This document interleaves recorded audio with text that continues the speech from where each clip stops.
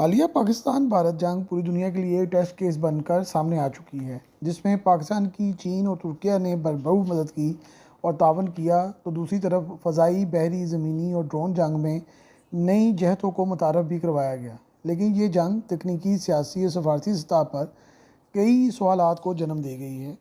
पहला और सबसे अहम सवाल ये है कि ये जंग क्यों इस कदर शिद्दत से शुरू हुई, अचानक बंद कैसे करवा दी गई और अभी तक जंग के ख़तरात क्यों नहीं ख़त्म हो सके। जंग शुरू होने का बड़ा मकसद भारतीय रद्द-ए-अमल नहीं था।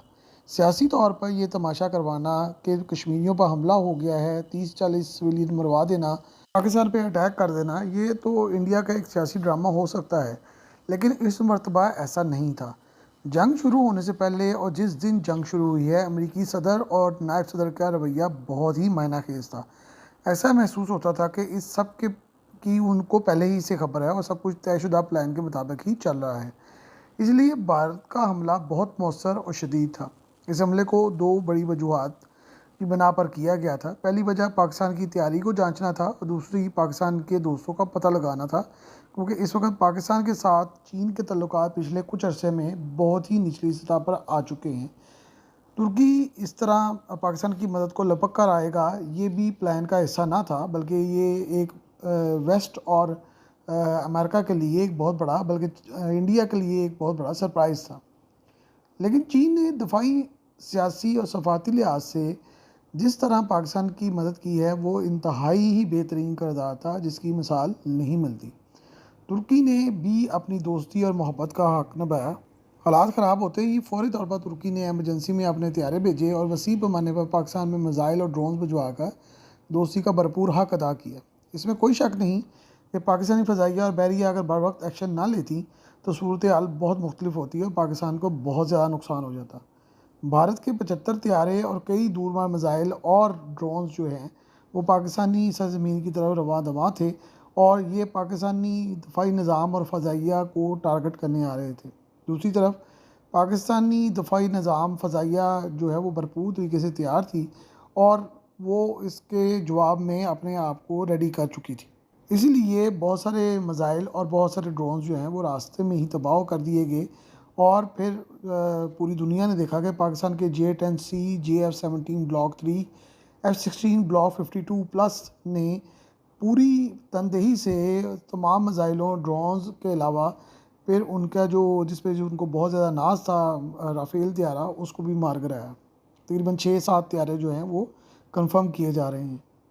चीन ने इस सिलसिले में बहुत ज़्यादा मदद की और अपने सैटेलाइट और दीगर जो मामलात थे, उनसे इस स्ट्राइक को बहुत अच्छी तरह जो है वो रोकने में मदद दी। चीन ने पिन पॉइंट इंफॉर्मेशन दी, जिसका भरपूर इस्तेमाल पाक फ़ज़ाइया ने किया। पाकिस्तान का ज़मीनी हमला जो है वो ज़्यादातर जो फ़ौज के ज़ेर इस्तेमाल PCL-181 तोपें थीं, जिनको डिप्लॉय किया गया था और टैंक और फ़ौज जो है वो थोड़ा कदर तख़ीर से जो है वो सरहदों के साथ आई और 2 दिन बाद जो है वो फ़तेह 2 जो मिसाइल थे उनको इस्तेमाल किया गया। लेकिन ये इसका इस्तेमाल भी बड़ा मज़ेदार था कि ये बहुत ही एक्यूरेसी से, बहुत आसानी से और बहुत तेज़ी से डिप्लॉय किए गए और शहर के अंदर आबादी के दरमियान में रख कर इसको चला दिया गया और इसकी डिप्लॉयमेंट जो जंग की हिस्ट्री में खुद एक बहुत बड़ी एक मिसाल है। दरहकीकत यूक्रेन की जंग में अमेरिकियों ने ये परख लिया था कि रूस की तमाम जो मिलिट्री मशीन है वो आउट ऑफ डेट हो चुकी है और रूस के पास इस कदर हथियार नहीं है कि वो इसका बेदरेग इस्तेमाल कर सके। रूस ने सारी जंग सिर्फ 20% मुल्की हथियारों से लड़ी है, जबकि बकाया सब हथियार जो हैं वो दीगर ममालिक से तेल की फराहमी के बदले हासिल किए गए थे, जिसमें इंडिया ख़ुद भी शामिल है। जबकि ईरान से हथियारों के एवज़ जो है वो ईरान ने Su-35S हथियारे जो हैं वो रूस से हासिल किए हैं। बाकी ज़्यादातर ममालिक ने इसके बदले तेल ही हासिल किया है। अमेरिका को ये खदशा है कि जंग ख़त्म होते साथ ही यूक्रेन की चीन फौरी तौर पर ताइवान पर हमला करके उस पर कब्ज़ा कर लेगा। ऐसे में चीन का असला टेस्ट करना बहुत ज़रूरी था। हथियार अगर जंग में कामयाब हो तो उसकी अहमियत कई गुना बढ़ जाती है और उसकी अच्छाई बुराई जो है वो आपको पता चल जाती है।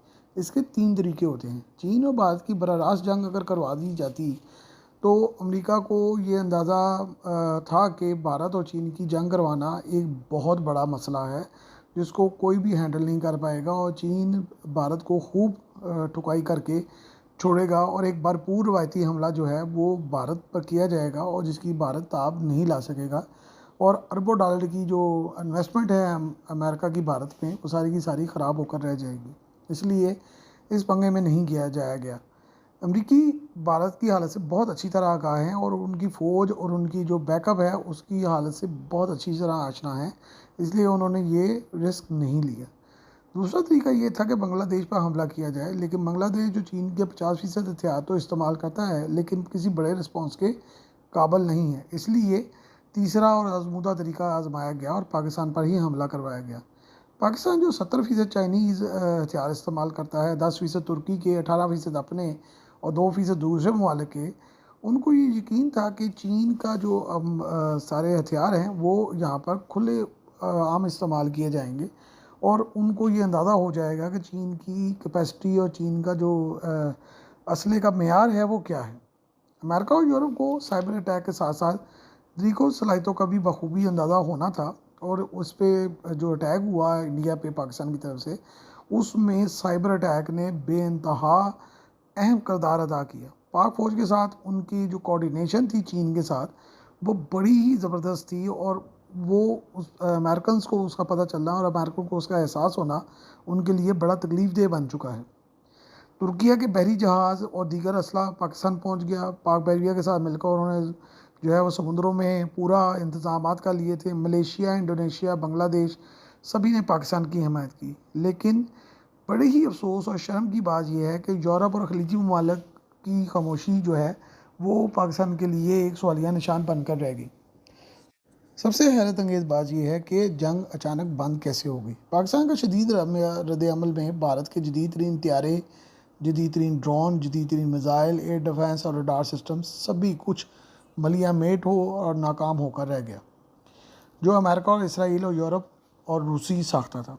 भारत ने कोई भी हथियार मुल्की तौर पर बनाया गया जो हथियार था वो इस्तेमाल नहीं किया, हत्ता कि सारे के सारे ड्रोन्स जो थे वो इसराइली के इस्तेमाल किए गए और अपने ड्रोन्स को इस्तेमाल नहीं किया गया। इंडिया ने मुल्की तौर पर तैयार करदा ताजीज़ त्यारे, ड्रोन्स, मिज़ाइल किसी चीज़ को भी जो है वो वसी पैमाने पर इस्तेमाल नहीं किया, बल्कि चंद जगहों पर इस्तेमाल हुआ। जैसे आकाश मिज़ाइल की 1-2 बैटरियाँ जो हैं वो एक्टिव थी। जंग बंदी की पहली वजह पूरी दुनिया में यूरोप और अमेरिका की टेक्नोलॉजी का फेलियर का पैगाम था, जो कि वाज़ेह तौर पर चला गया, तो फौरी जंग बंदी करवाना ज़रूरी हो गया था। ये अमल पहली मरतबा नहीं दोहराया गया। अमरीकी असला कई जगहों पर नाकाम हुआ और अमरीकियों को बड़ी मजबूरी में जंग को बंद करवाना पड़ा ताकि उनके असले की बैंड ना बजे, लेकिन इस दफ़ा उनकी बैंड बज गई। पहली मरतबा अरब इसराइल जंग में इसराइली फ़ज़ाइया के तमाम अमरीकी त्यारे नाकाम हो गए थे और मिराज त्यारे जो है उनको फौरी तौर पर ख़रीदने पड़े थे ताकि रूसी मिग त्यारों का मुकाबला किया जा सके।